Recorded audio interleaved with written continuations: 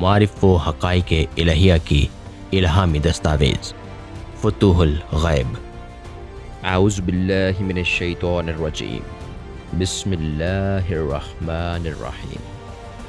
اللہم صلی علی سیدنا و مولانا محمد وعلی آل سیدنا و مولانا محمد وبارک وسلم۔ مقالہ نمبر 56، باقی اللہ ہونے کا مطلب۔ حضرت قطب ربانی نے ارشاد فرمایا، جب ایک بندہ مومن مخلوقات اور خواہشات نفسانی سے، خواہ وہ دنیا کے متعلق ہوں یا آخرت سے،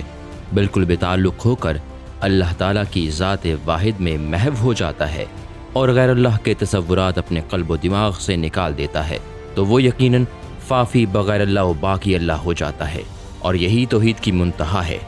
ایسے شخص کو اللہ تعالیٰ خود بھی نہایت محبوب و مقرر رکھتا ہے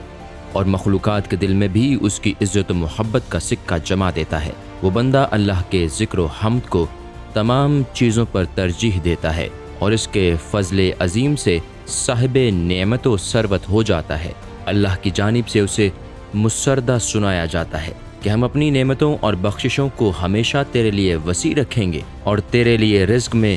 کشائش پیدا ہوتی رہے گی۔ نیز اللہ تعالیٰ کا فضل و کرم ہمیشہ تیرے شامل حال رہے گا۔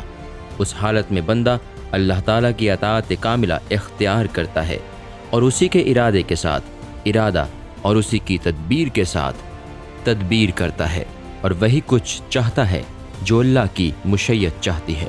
اور بہما وجود اللہ تعالیٰ کی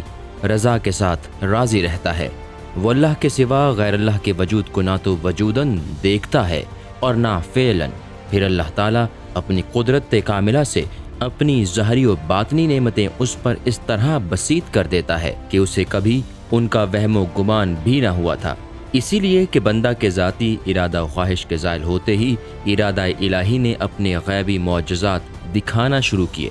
اور اس پر تعمیل توحید کی برکات ظاہر ہونے لگی، اور اب وہ بذات خود اللہ تعالیٰ کا ارادہ بلکہ اس کی مراد بن گیا۔ اب ارادہ خواہش کو بندہ کی ذات سے کوئی تعلق نہ رہا بلکہ اس کی مراد بن گیا۔ اب ارادہ خواہش کو بندہ کی ذات سے کوئی تعلق نہ رہا بلکہ انہیں سراسر ذات خداوندی کی طرف منسوب کر دیا گیا، اور چونکہ اللہ تعالیٰ کا ارادہ بالکل خیر ہے اور اس میں شرک کو کسی قسم کا دخل نہیں، لہٰذا وہ ہر لمحہ اپنے اندر اوج و ارتقاء کی شان رکھتا ہے، اور بندہ کے ظاہری و باطنی احوال عروج و بلندی پاتے چلے جاتے ہیں، جیسا کہ اللہ تعالیٰ نے حضرت صلی اللہ علیہ وسلم کو مخاطب کر کے فرمایا، ہم کسی آیت سے جو کچھ منسوخ یا فراموش کر دیتے ہیں تو پھر ہم اس آیت کی مثل یا اس سے بھی بہتر آپ کے پاس لے آتے ہیں۔ کیا آپ نہیں جانتے کہ اللہ ہر چیز پر قادر ہے؟ نبی اکرم صلی اللہ علیہ وسلم کو بھی معنوی اور روحانی عزوج کا یہ رتبہ اس لیے عطا فرمایا گیا تھا کہ آپ ذاتی ارادہ خواہش سے پاک کیے گئے تھے اور خود کو ہر لحاظ سے مشیت الہی کا تابع کیے ہوئے تھے۔ وہ اللہ تعالیٰ کے محبوب و مقرب ہی نہ تھے بلکہ رتبہ و مراد کو پائے ہوئے تھے جو فنافی اللہ ہونے سے حاصل ہوتا ہے۔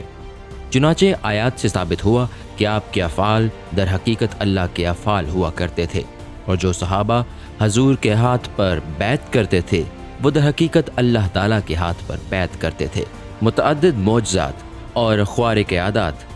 حضرت صلی اللہ علیہ وسلم سے ظہور میں آئے، اور ساتھ ہی اللہ تعالیٰ نے ان معجزات کو حضور کے روحانی عروج و تقدس کا قدرتی نتیجہ قرار دیتے ہوئے فرمایا، کیا آپ نہیں جانتے کہ اللہ تعالیٰ ہر چیز پر قادر ہے؟ یعنی آپ کے ارشادات اور اعضاء و جوارح سے تقدیرات الہی کا ظہور ہوتا ہے،